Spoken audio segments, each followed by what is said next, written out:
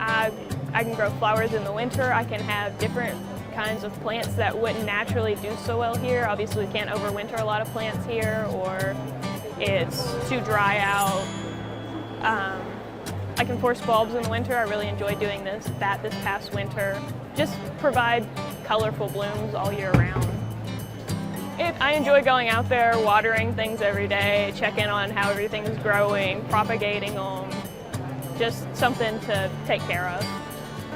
I really do almost everything. I've got a bunch of house plants. I'm starting seeds for a big garden this summer. I really like begonias, geraniums, that kind of stuff. Foliage plants, probably. Grown plants, maybe inspired other people to do the same.